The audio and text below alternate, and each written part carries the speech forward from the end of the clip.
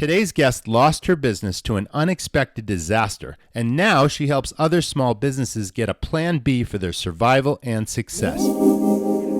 I ended up with over $175,000 in losses. Wow, 2 years after, because after a disaster, you try to recover. But if you don't have a plan, you're just throwing spaghetti to the wall to see what sticks.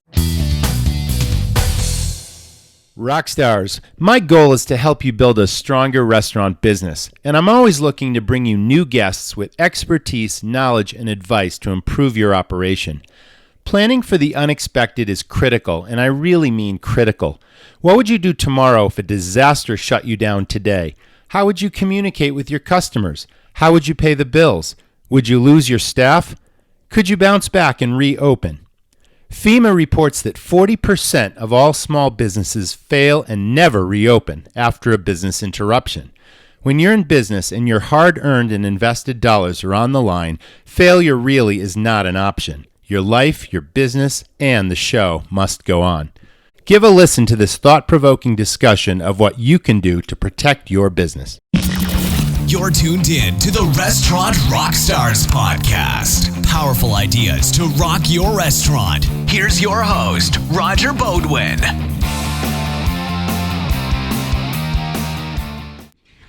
Welcome back, everyone, to the Restaurant Rockstars Podcast, engaging topics to help restaurants build their brands, rock their profits, and deliver amazing guest service experiences. You know, this is a really crazy business, the restaurant business, and the unexpected is always around the next corner. When I had restaurants, we had ice storms, we had floods, we had septic failures, we had power outages without a generator. Now, all of these things we survived, but according to FEMA, 40% of small businesses will fail after a business interruption and never reopen. It's time to think about contingency planning now. So there's many things you can do to protect your business. Today's expert is here on the show to tell you all about what to do and how to do it. So with that, I'm really excited to introduce Lysandra Pagan, PhD. She is the founder of Deliberate Plan Consulting, LLC, and the author and the creator of The Deliberate Plan. Welcome, Lysandra. I'm so happy to have you on the show. Hi, Roger. Thank you so much for having me. I'm very excited to be here and sharing my message. Well, this is a super important topic, as you and I discussed. And, you know, I'm speaking from experience when I just gave some of the examples that happened in my own small business. Yes. And the unexpected really is around the next corner. So every business really needs to take a step back and think today about what could possibly happen to interrupt your business, to stop your business dead in its tracks, and get a plan B now to protect that business for the future and to give yourself every advantage. So with that said, Lysandra, I understand that you had your own business, a small business that failed. Do you want to tell us about that experience and how that led to what you're doing now? Yes, actually, that was the beginning of everything, as we say, you know. I had my agricultural business, which I will produce fruit trees and plants in pots and sell them to just homeowners so everybody could have their home garden and their fruit and vegetables grown at home. What happened was that we had a period, this is back in Puerto Rico, and we have a period of 20 days of rain in my hometown where the business was, and there was a mudslide in the property. So it was a normal event of rains, but ended up in a disaster for me because all my production was buried in that mud, and what was recovered got sick with bacterial infection because of the excess of humidity and the excess of water. So I was forced to burn everything down if I wanted to reuse the facilities or to grow anything back there again. I ended up with over $175,000 in losses. Wow, 2 years after, because after a disaster, you try to recover. But if you don't have a plan, you're just throwing spaghetti to the wall to see what sticks. So I ended up with a lot of debt and a failed business. And that's where I decided I need to understand what really happened here, and went for a master's degree in business, thinking that my failure was that I didn't know how to run a business. And I realized that 90% of the businesses that fail is because they don't have a strategic plan, they don't have a backup plan. And the statistics are so scary, as you mentioned, that I ask myself, why isn't anybody doing anything about this? So I started studying different businesses of different sizes, and the reason what they really failed is lack of strategy to recover, because disasters cannot be eliminated. They're going to happen anyways, but if you don't have a strategy to recover quickly, that's when you start losing more and more money every single day that goes by and you haven't recovered. Absolutely true. So after that, I went to work for the U.S. government in an emergency response program. And that's when I started matching the emergency and disaster preparedness with the business part. And that's where I decided to just mix and match everything and create what I call the deliberate plan, which is a well thought out plan that you develop in advance. So during the time of crisis or emergency, you don't have to make decisions. You don't have to contact suppliers. You have everything done before you actually need it. That is incredible. I mean, that is so important. Now, you definitely have a hard luck story that was unexpected for you, and it must have been devastating as you were going through it. But you did bounce back. You sound like you're a very resilient person. You took your learnings from that experience. You got educated, and now you've created a whole business around that idea. So isn't that amazing that there is literally a silver lining in that dark cloud that happened to you? So let's talk about, you are the author and the creator of the Deliberate Plan. So if you could tell us more about what the Deliberate Plan is and what this means for restaurant owners and small businesses and how it works, that would be great. Yes. Well, the Deliberate Plan is a process where you're filling the blanks with your information from your business, your processes, your people, the people that you can place in different to play different roles, and you develop a plan just by filling the blanks. It's a workbook. You have to actually put a lot of work on it because you have to think, okay, which one are my high probability risks and which ones I want to tackle first. And once you do that, you start writing down ideas. Okay, now I'm going to find solutions. And I give you examples through the book, and you can go through it and develop a plan for your business just by completing the book. But it's a very personal thing, individual thing, because each business is different. So your plan is not gonna look like mine because we have different staff, we have different processes, we have different suppliers. But we take everything into consideration when developing that plan, and that's what you're gonna have at the end of completing the work. Now you have, so you have got a workbook, and it's filled with thought-provoking questions and an action plan. Now it makes perfect sense that no two businesses are alike and no two workbooks will be alike. However, the questions are designed to make someone think through the process that is sort of a template for any business, for any potential possibility, but that requires the owner to really dig deep and think about the key potential pitfalls or problems or obstacles or challenges or disasters that could happen. Am I missing anything? No, actually, it's you got it. You got it right there. Okay. It considers everything because I will take you to a thought process where you're gonna think about natural disasters, about chemical disasters, or potential events in your business according to your process, according to your business operations, and according to your geographic location. So it's just a reminder of everything that can go wrong. Yes, and that's what's gonna help you, with everything. It's gonna help you with your employees. It's gonna help you with technology, any kind of risk that we all face as business owners. It's gonna be somehow pointed out so you can develop a strategy to deal with that while it's still a risk before it becomes a problem. I understand completely. So your plan focuses on both major risks and minor risks. Is that correct? Yes. Now, could you give us an example of a major risk versus a minor risk in a typical small business? Okay, well, yesterday I was talking with a restaurant owner that the building besides him just caught fire and he had water damage Oh, and smoke damage. So yes. his restaurant is being closed for months now. That would be a major risk, Yes. fire, because Yes. anybody can face a fire. And we plan for fires, we plan for natural disasters, which are, it will depend on your geographic location, and those are like the high probability risk. Those are the ones that are gonna probably close your business for 1, 2, 3 weeks, or maybe a longer period of time. The smaller risk, or the everyday events, it can be a technology failure. You don't have a credit card processing, so you have to start charging people or just using cash.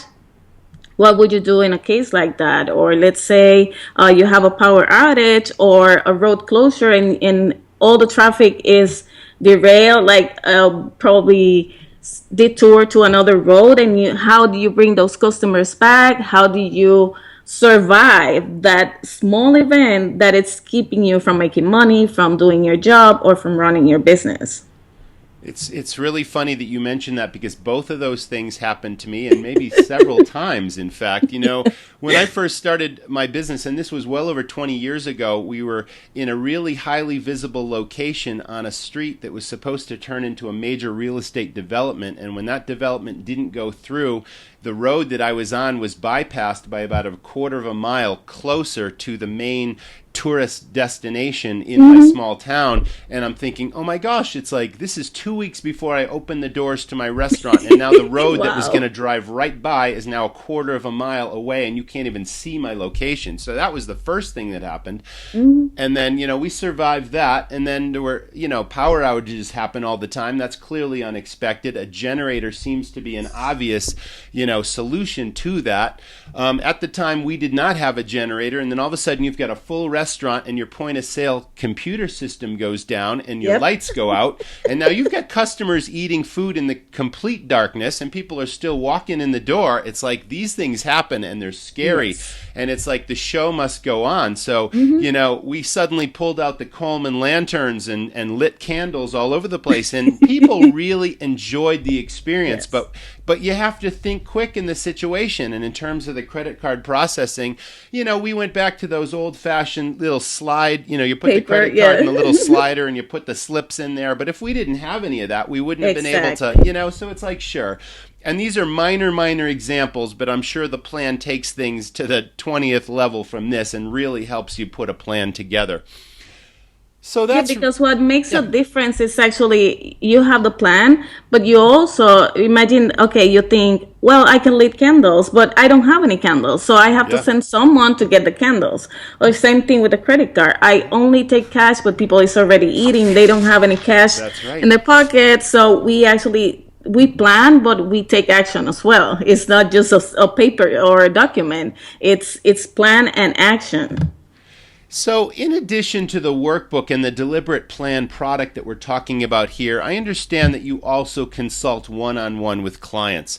So, the business owner we've already talked about is in the best position to understand and know what each of these risk factors are, but then you bring your wealth of experience to bear. You probably catch all these things that the business owner is missing. Let's talk about how you work with your clients one-on-one. Describe that process. Yes, I do first the risk assessment, and I match it with their concerns, because sometimes, okay, let's be honest, when someone calls me, it's because they already face something, some Yes. challenge of Okay. some kind, and they are concerned about that specific thing. But there's other things that I have to point out, because I said, like, I have a customer that she is a statistician, so she needs to have power but also water. How is she going to work without that? So we need to have both elements. We need to have a plan. So I said, okay, you have already a generator, but how you're going to wash that hair Yes. and remove that hair dye, Right, because right. you know what happened after Oh my 45 minutes. Oh, yes. Oh, yeah. It's There not gonna goes the look hair. it's not gonna look good, and it's not gonna be good for your customer, because it can cause harm. So we need to have both strategies in place. And then after that, we plan for the recovery. If you lose a couple of days, how you're going to recover your income, or the income that you didn't make those days. So those are part of the strategies. I love to work with restaurants because a retail store have probably 1, 2, 3, or maybe 4 weeks that they can survive without taking quick action, let's say. But a restaurant, probably a week is the most that they can hold on to. Their inventory is gonna spoil. That's right. It's quick action. We need to have a plan that in 3 days, if you have not been able to recover and open, you need to maybe rent a food truck and sell that food as a quick sale or whatever you have to do. Or maybe you have to rent a refrigerated truck and move all your meat there and all your seafood, because otherwise you're going to be losing thousands of dollars. Absolutely. So there's other kind of strategies that go, according to every type of business. So we have to consider everything. And after that, they decide, okay, well, I'm going to prioritize with, let's say, power. How do we make sure that the goods and the steaks and the seafood survives?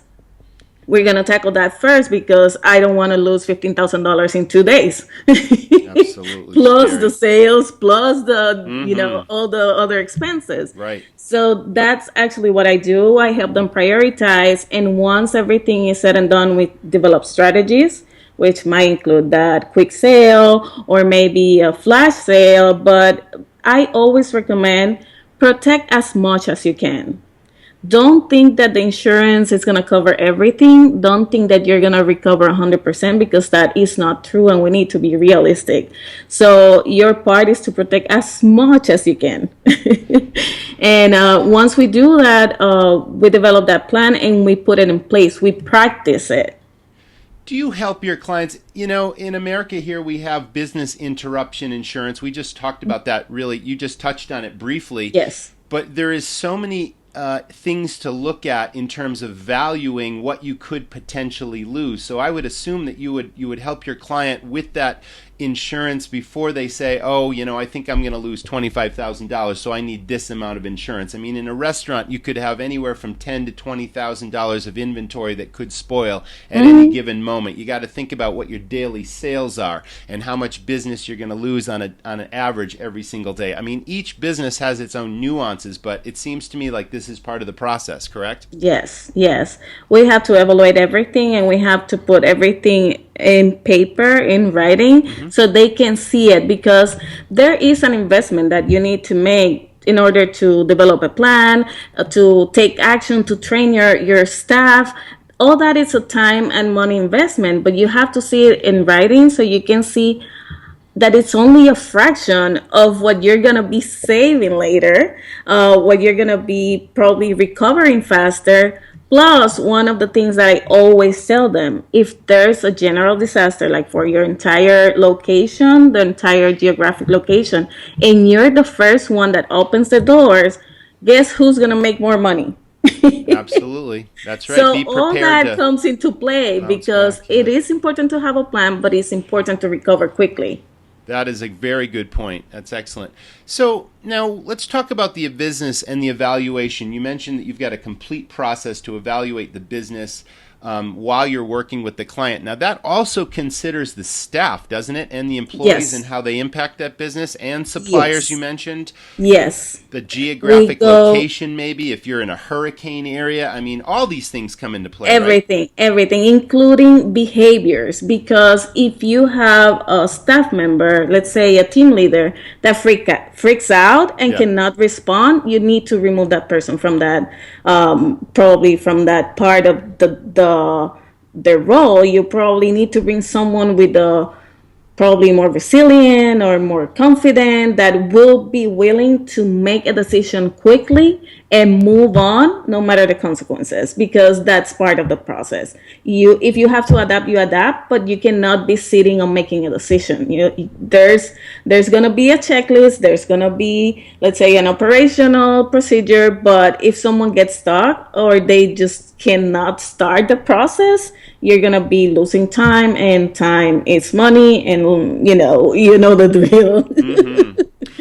That's another excellent point. You know, in the restaurant business, we become overly dependent on some of our key employees that perhaps do a fantastic job. Now, you know, perhaps a line cook is seemingly irreplaceable because he could have 35 steaks on the grill at once and every one comes out perfect. But, you know, I always cross-trained my staff to work several different positions so that if someone got sick, if someone got hit by a bus, it's like we could respond quickly and we could put someone else in the same position. And we made sure we weren't overly dependent on any employee, no matter how strong a performer they were. Yes.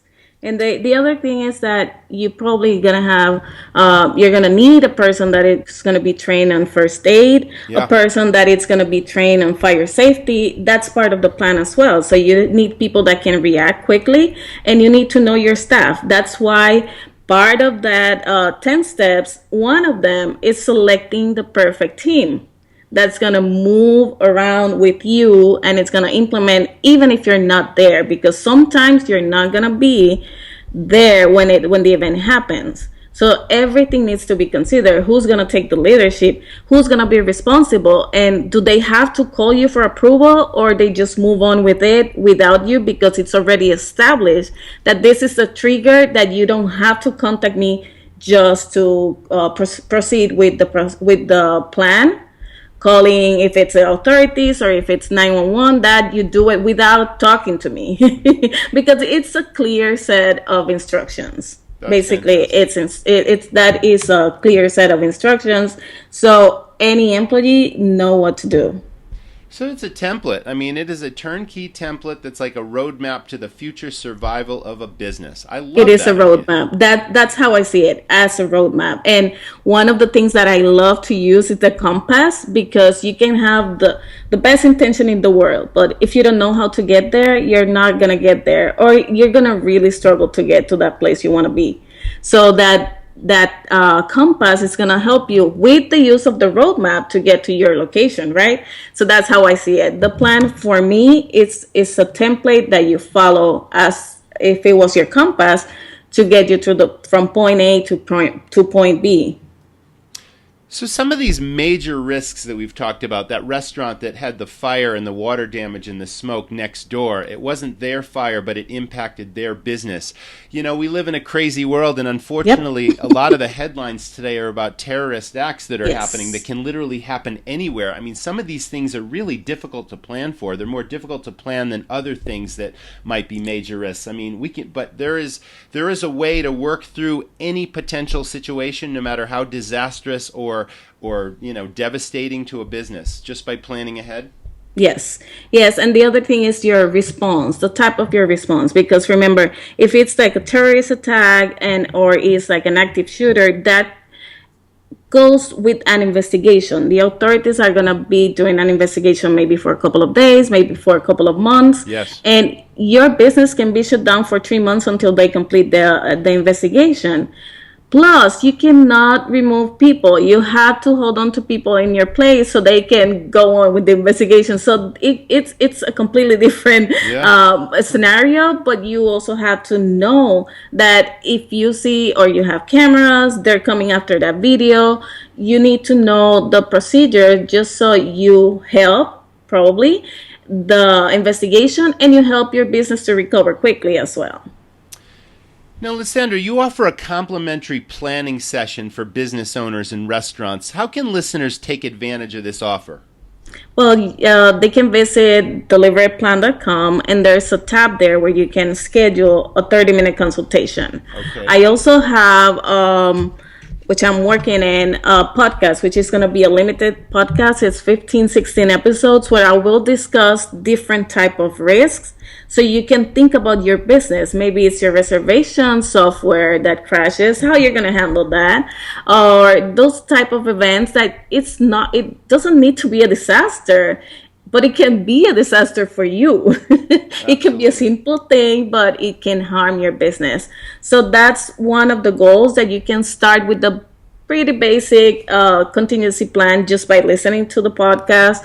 But you can also go through the book, through the workbook, and get a more comprehensive plan, or you can request that consultation. I always give that consultation because people get stuck sometime and they just need fresh ideas. or they need strategy. So that's part of the process. If you started on your own and you feel like, oh my God, I don't know how to do this or what to do or what are my options, you can always consult me, and that's going to be a 30-minute consultation where I'll give you the roadmap, like what are your next steps.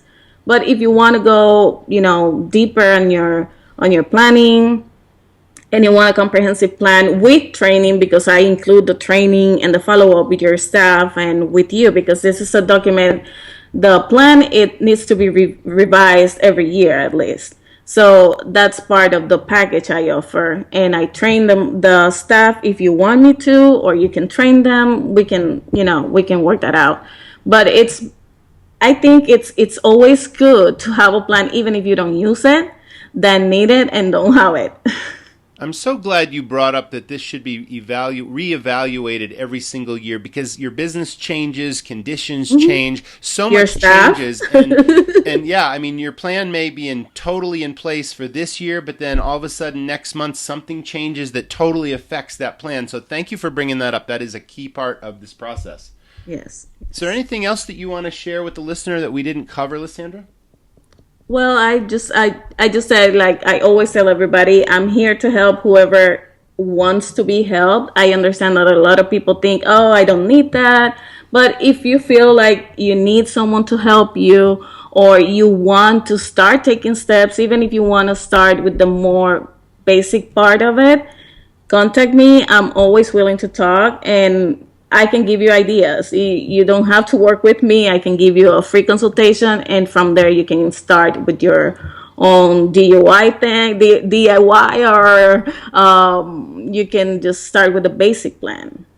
Well, this podcast is really all about helping restaurant owners build the strongest possible business they can, and we cover a variety of topics, and I am so glad that we had this conversation, because this is really, really something critical. I'm a huge believer in this. I think you've got a great product here, the deliberate plan as well as the consulting, and you've given us a wealth of information that we can take away today and immediately start thinking about how we can strengthen our business and get that plan B and put that roadmap for the future in place, because literally something could happen to your business this afternoon that you don't expect, and it's never too soon to start planning. So thank you so much, Lysandra, for being a guest on the show.